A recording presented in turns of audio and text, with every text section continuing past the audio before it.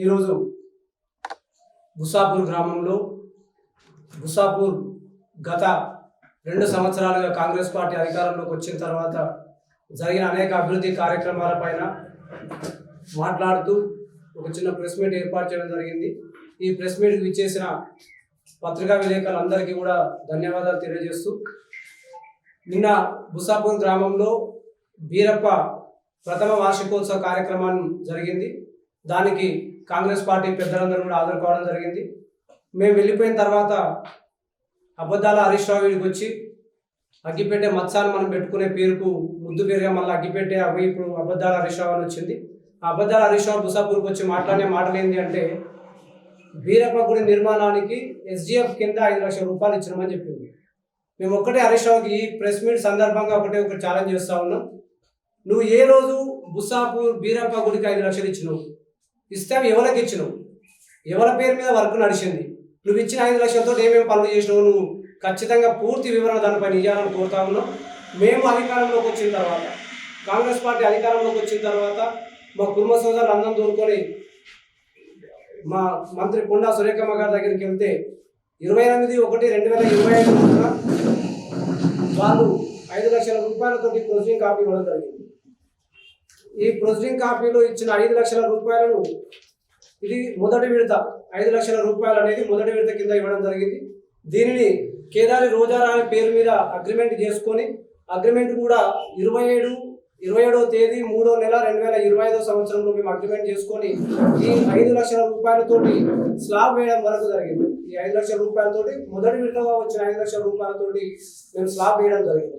Slab వేసిన తర్వాత మళ్ళా ఒకసారి ఈ 5 స్లాబ్ వేసినాం, కానీ ఎక్కడి నుంచి చందాలు వస్తలేవు, గుడి పూర్తి కావాలన్న ఉద్దేశంతో మళ్ళా ఒకసారి కుటుంబ సోదరు అందరం తోడుకొని అప్పుడున్న ఇన్ఛార్జి మంత్రి వర్యులైన కొండా సురేఖమ్మ గారి దగ్గరికి వెళ్తే వాళ్ళు మళ్ళీ ఒక 6,50,000 రూపాయలు పెట్టడం జరిగింది. కానీ తదనంతరం ఇన్ఛార్జి మినిస్టర్ మారడం, వివేక్ సార్ రావడం, వివేక్ సార్ రాగానే మళ్ళీ ఒకసారి పోయి, సార్ మాకు 5 లక్షల రూపాయలు గతంలో కొండా సురేఖమ్మ గారు ఇవ్వడం జరిగింది, ఆ 5 లక్షల రూపాయలతోటి బీరప్ప గుడి స్లాబ్ వరకు వచ్చింది సార్, ఇప్పుడు మళ్ళా పనులు పూర్తి కావాలంటే ఒక 6,50,000 కావాలి అని వారికి లైన్ ఎస్టిమేషన్ ఇస్తే ఆ 6,50,000ను 5వ తేదీ 1వ నెల 2026 తేదీన 6,50,000 రూపాయలు ఇవ్వడం జరిగింది. ఈ 6,50,000 రూపాయలను కూడా కేదారి రోజారాణి పేరు మీద అగ్రిమెంట్ చేసుకొని ఆ మిగతా పనులను కూడా పూర్తి చేసి బీరప్ప గుడిని వాళ్ళకి అప్పగించడం జరిగింది. వాళ్ళు మేము కాంగ్రెస్ పార్టీ నిర్మించి ఇచ్చిన బీరప్ప గుడిని వాళ్ళు ప్రారంభం చేసుకొని నిన్న ప్రథమ వార్షికోత్సవం చేసుకోవడం కూడా చాలా ఆనందం.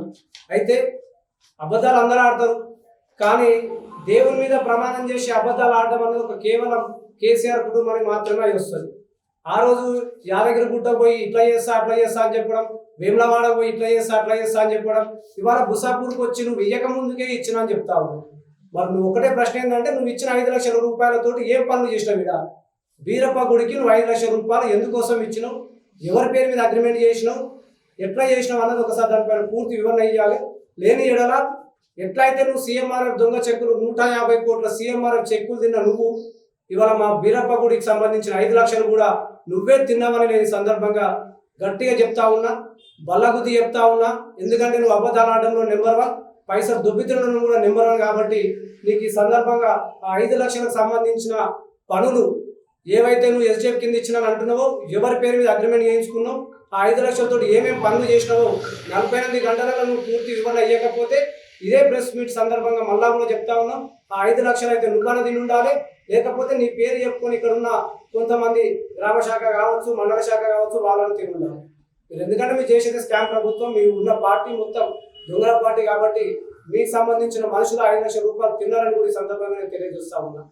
దాంతోపాటు ఇంకొక మాట నిన్న మాట్లాడింది, పోతూ ఏదో అంటారుగా దొరలు ఊరుకునే పోరు, పోయేటప్పుడు ఇంకొకరు పట్టుకునే పోతారు అన్నట్టుగా నరం లేని నాలుక కాబట్టి ఇష్టం వచ్చినట్టుగా మాట్లాడుతూ ఉంటాడు. గతంలో కూడా ఎన్నోసార్లు చెప్పినా, బిడ్డ నరం లేని నాలుక కదా ఇష్టం వచ్చిన మాట్లాడితే ఉన్న నాలుకనే కాదు కొన్న నాలుక కూడా బయట గురించి వస్తా అని చెప్పినా, అందరి లెక్కల కాదు. సదాశివుడి గురించి మాట్లాడేటప్పుడు 1-2 సార్లు ఆలోచన చేసి మాట్లాడాలని చెప్పినా, నేను నువ్వు పోతూ మాట్లాడిన మాట ఒక్కసారి మీరందరూ కూడా ఈ సభాముఖంగా అందరూ వినాల్సిందిగా కోరుతా ఉన్నాం.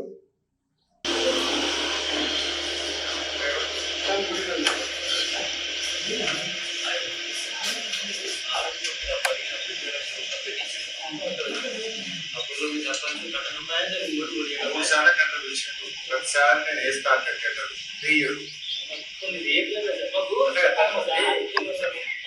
సార్ పొరపాటు అయితే ఆల్రెడీ చేసుకోలేదు ఇప్పటికైనా మనం అందరూ వేసేయాలి కొంత మనం ఇంకోటి వాళ్ళు పని స్టార్ట్ చేసి సార్ సెక్షన్ చేసి మనం తీసుకోగలుగుతాం అర్థమైనా మీరందరూ మాట్లాడాలి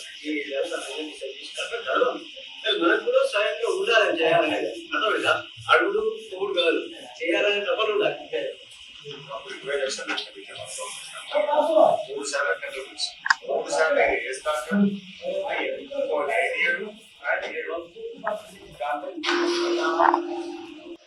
ఇది చెప్పింది ఏంటంటే హనుమాన్ దేవాలయానికి సంబంధించి 20 లక్షల రూపాయలు ఇచ్చినా చెప్పింది. హనుమాన్ దేవాలయానికి సంబంధించి ఇచ్చింది 12 లక్షల రూపాయలు. ఇది దానికి సంబంధించిన ప్రాజెక్ట్. గుస్సాపూర్ హనుమాన్ దేవాలయానికి ఇచ్చింది 12 లక్షల రూపాయలు మాత్రమే. ఈ 12 లక్షల రూపాయలను 20 లక్షలుగా చేసింది. మరి 8 లక్షలు మళ్ళీ తిన్నాడు. ఆయన అరిష్టాన్ని తిన్నాడా, లేకపోతే ఆయన కిందున్న నన్ను గడికి పొట్టుడు అంటూ నాకన్నా జానెట్ తక్కువ ఉన్న ఈ పొట్టుడు తిన్నాడా? వాళ్ళ లెక్కల గ్రానైట్ అమ్ముకొని బతికేటోని కాదు, వాళ్ళ లెక్కల గ్రామ పంచాయతీ ఆస్తులు అమ్ముకొని బతికేటోని కాదు. నిజాయితీగా నిక్కసుగా పనిచేసినోని ఈ రోజు కూడా మీరు బుస్సాపూర్ గ్రామానికి సంబంధించి నేను సర్పంచ్ చేసిన 5 సంవత్సరాల పీరియడ్లో ఏ ఒక్క రూపాయన నేను స్కామ్ చేసినట్టయితే, లేకపోతే ఏ ఒక్క రాయి కానీ, ఒక షర్ట్ కానీ, ఒక పుల్ల కానీ నేను అమ్ముకున్నట్టయితే దేనికంటే దానికి సిద్ధం బిడ్డ. నీ లెక్కల గుట్టలు అమ్ముకొని బతికేటోని కాదు. నీ లెక్కల ఎప్పుడో ఒక 5-6 సంవత్సరాల కింద 2014లో సిద్దిపేట నుంచి ఇరుకోడుకు రావాలంటే లిఫ్ట్ అడుక్కునే పరిస్థితులు ఉన్నవి. ఇవాళ 1000 కోట్లకి ఎట్లా ఎదిగినవో నాకు కూడా తెలుసు. కానీ నీ అంత చిల్లర గుణం కానీ, నీ అంత నీచమైన సంస్కృతి కానీ నా దగ్గర లేదు. నువ్వు ఇచ్చిన 12 లక్షల రూపాయలకు నేను టెండర్ వేసిన మాట వాస్తవం. హరీష్ రావు మాట్లాడుతూ ఉన్నాడు 3 సార్లు టెండర్ పిలిచినాము అని. పిలిచింది 2 సార్లు టెండర్ పిలిచినాం. కొద్దిగా చదువుకున్నాడు కాబట్టి చెప్తా ఉన్నా. నీకు చదువు ఉన్నదో లేదో నాకైతే తెలియదు, కానీ నీకు అర్థం కాకపోతే సాయంత్రం కూడా నా దగ్గరకు వస్తే నీ శంషాగాలం దొరుకుని వస్తే నేను అట్లా చెప్తా. ఎట్లా ఉంటుంది టెండర్ ప్రక్రియ, ఎట్లుంటుంది, ఎట్లా టెండర్ వేస్తాము, ఆ టెండర్కి సంబంధించిన కోటింగ్ ఎట్లా వస్తుంది అనేది నేను నీకు నేర్పిస్తాను. నీకు రాకపోతే చెప్పు, నేను నేర్పిస్తాను. ఒకవేళ నీకు తెలిస్తే నీ శంషాగాలం చెప్పు. ఇష్టం వచ్చిన మాట్లాడుతుంది కదా నీది, నీ శంషాగాలం నరం లేని 4 గుంజి బయటకు కోసి ఉప్పు కారం పెట్టే రోజు దగ్గరలోనే ఉన్నాయి. ఇది 2సారి వేసిన tender 22/9/2022 second call. Tender number 23/2021/4 second call. First call tender call చేసినప్పుడు నాకు లైసెన్స్ లేదు. అప్పుడు కూడా ఇప్పుడు మాట్లాడుతున్న బుడర్కాలకు చాలాసార్లు చెప్పిన, అన్న మరి మా దగ్గర అయితే టెండర్ వేసే కెపాసిటీ ఎవరికి లేదు, దయచేసి ఎవరు ఉంటే చూడండి అన్న అని చెప్పినాం. వాళ్ళు టెండర్ వేయలే. సరే పోనీ వాళ్ళని వీళ్ళని బతిమలాడడం ఎందుకు, ఎట్లాగో బుస్సాపూర్ అనేక వర్కులు శాంక్షన్ చేయించుకున్నాము. అవన్నీ చేయాలంటే కొత్త వాళ్ళు ఎవరు రారు. నేనే లైసెన్స్ తీసుకుందాం అనే ఉద్దేశంలో నేను మా అమ్మగారి పేరు మీద లైసెన్స్ తీసుకున్నా. లైసెన్స్ తీసుకొని సెకండ్ కాల్ వరకు నేను లైసెన్స్ రెడీ చేసుకొని టెండర్ వేసిన. దాని టెండర్ సంబంధించిన కాగితం. ఇది టెండర్ ప్రక్రియ. టెండర్ ప్రక్రియ కంప్లీట్ అయిన తర్వాత ఈ టెండర్ని మాకు అలాట్ చేస్తూ సింగిల్ బిడ్ టెండర్ ఎవరు కూడా వేయలే. ఒక్క సింగిల్ బిడ్ టెండర్ మాత్రమే వచ్చింది. వేసింది కూడా బుస్సాపూర్ రేణుకా ఎల్లమ్మ కన్స్ట్రక్షన్స్ ఈ కంపెనీ వాళ్ళు మాత్రమే ఒకే ఒక టెండర్ ఫైల్ చేశారు. ఆ టెండర్ మాకే రావడం జరిగింది. వచ్చిన తర్వాత గ్రామంలో ఉన్న అందరి పెద్ద మనుషులని పిలుచుకొని కుసుల పెట్టుకొని ఎట్లా కట్టుకుంటే బాగుంటుంది, హనుమాన్ దేవాలయానికి ఒక కమిటీ రిజిస్ట్రేషన్ లేకుండే మేము వచ్చిన తర్వాత కమిటీ రిజిస్ట్రేషన్ చేయించిన 9 మంది సభ్యులతోటి. ఆ 9 మంది సభ్యుల్ని ప్లస్ మైక్లో అనౌన్స్మెంట్ చేసి అక్కడికి వచ్చిన గ్రామస్తులందరితో కూర్చొని మేము ఒక తెల్ల పేపర్ మీద తీసుకున్న ప్లాన్ ఇది. ఈ రకంగా నిర్మాణం చేసుకుంటే బాగుంటుంది. ఇట్లా మండపం ఉండాలి, గర్భగుడి మండపం చుట్టూ భక్తులు తిరగడానికి సంబంధించిన పూజలు తిరగడానికి సంబంధించి ఒక ప్లాన్ ఉంటుంది.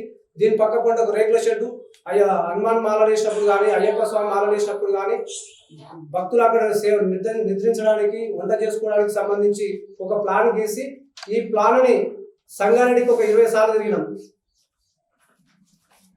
ఎన్విరాన్మెంట్ డిపార్ట్మెంట్కి ఒక 20 సార్లు తిరిగి ఆ ప్లాన్ని మేము టెక్నికల్ శాంక్షన్ తీసుకున్నాం. ఏదో తెల్ల పేపర్ మీద గీస్తే బాగుండాలని దానికి సంబంధించి ఒక టెక్నికల్ శాంక్షన్ తీసుకున్నాం. దానికి సంబంధించి ఎన్విరాన్మెంట్ వారు అప్రూవ్ చేసిన ప్లాన్ ఇది ఎన్విరాన్మెంట్ వారు అప్రూవ్ చేసిన ప్లాన్. ఈ ప్లాన్కి 12 లక్షల రూపాయలు మంజూరు అయితే ఇవాళ హరీష్ రావు హనుమాన్ స్వాములు అంటే సాక్షాత్ హనుమంతుడే మన ముందు కళ్ళ ముందు ఉన్నట్టు కనిపిస్తున్నాడు అనుకోవచ్చు. అసలు స్వాముల ముందు కూడా నోటికి ఎంతో అంత మాట్లాడి 20 లక్షల రూపాయలు ఇచ్చినని నిస్సిగ్గుగా సిగ్గు లేకుండా మాట్లాడుతూ ఉన్నావు హరీష్. నువ్వు ఇచ్చిన 12 లక్షలు నేను భావాతిగా తీసుకొచ్చిన, దానికి సంబంధించి అగ్రిమెంట్ చేయించిన. పని స్టార్ట్ చేసేటప్పుడు అక్కడ ఉన్న ఎండోన్మెంట్ వారు ఇచ్చిన ప్లాన్ ప్రకారం అక్కడ ఉన్న రాయి షెడ్ తొలగించాలి. ఆ రాయి షెడ్ తొలగించడానికి ఎవరు కూడా సహకరించకపోవట్ల పని ఆగింది తప్ప ఇప్పుడు అక్కడ రాయి షెడ్ తీసేస్తే రేపు పొద్దున్నే పనులు స్టార్ట్ చేస్తాం. నువ్వు ఎగేసుకుంటా ఇప్పుడున్న కొంతమందిని నీ శంషాగాలని ఉన్నోళ్ళను గుసాపులు ఉన్న కొంతమంది అవలగాలను పట్టుకొని ఎగేసుకుంటా పనులాపుకుంటూ వచ్చింది నువ్వు. ఇవాళ హనుమాన్ దేవాలయం పూర్తి కాకపోవడానికి కారణం నువ్వు హరీష్ రావు. నువ్వు చేసిన దాన్ని ఏమంటాం, నువ్వు చేసిన ఒక అవినీతి వల్ల, నువ్వు చేసిన ఒక పిచ్చేశాల వల్ల ఇవాళ మా గుసాపూర్ హనుమాన్ దేవాలయం ఆగింది తప్ప మేము ఆపింది కాదు, మా కాంగ్రెస్ పార్టీ ఆపింది కాదు. హనుమాన్ దేవాలయం ఆగడానికి ప్రధాన కారణమే హరీష్ రావు. రాయి చెట్టు తీసేది ఇస్తలేడు, వాళ్ళు ముందుకు వస్తలేరు, టెంపుల్ కట్టని ఇస్తలేరు. మీరు రాయి చెట్టు తీసేపియండి, నేను 100% నేను ఒక కాంట్రాక్టర్గా మాట్లాడుతున్నాను. నువ్వు రాయి చెట్టు తీసే నేను కన్స్ట్రక్షన్ చేస్తాను. నువ్వు తీయనియవు, కన్స్ట్రక్షన్ ఆపుతావు, మళ్ళీ ఇక్కడికి వచ్చి నేను 20 లక్షలు ఇచ్చినాను. ఇచ్చిన 12 లక్షలకు 20 లక్షలు ఎట్లా మాట్లాడతావు నువ్వు? నీది నాలుకనా లేకపోతే ఇంకేదైనా? అన్నం గడ్డి తింటున్నా, అన్నం తింటున్నా, పెళ్ళ తింటున్నా, నువ్వే అర్థం చేసుకోవాలి. ఇంకొకసారి ఇలాంటి మాటలు మాట్లాడితే బాగుంటుందని ఈ ప్రెస్ మీడియా సందర్భంగా మీ అందరి తరఫున హరీష్ రావుని హెచ్చరిస్తా ఉన్నా. మేము కాంగ్రెస్ పార్టీ ఏదో చేసింది, సదాశివుడు 5 సంవత్సరాలు మస్తు దోపిడీ చేసినట్టు మాట్లాడుతున్నావు నువ్వు. నీ దోపిడీ గురించి నాకన్నా ఎక్కువ చాలా మందికి తెలుసు. ప్రతిదీ నీ దోపిడీ బయట పెట్టేటోళ్ళను, నీ అక్రమాలను బయట పెట్టేటోళ్ళను, నీ అవినీతి కట్టడాలను బయట పెట్టేటోళ్ళను ఏం చేస్తున్నావు కూడా తెలుసు. కానీ భయపడేటోడు కాదు. నువ్వు రంగనాయ సాగర్ ఓపెన్ చేయడానికి ముందు ఒక వ్యక్తిని బలిచ్చినట్టు కాదు. సదాశివుడితో పెట్టుకుంటే బిడ్డ ఎడమకాల కింద చేసి నలిపిన నలుపుతా. ఇంకొకసారి నాతో మాట్లాడేటప్పుడు 1కి 2 సార్లు ఆలోచన చేసి మాట్లాడాలని ఈ సందర్భంగా హెచ్చరిస్తా ఉన్నాను.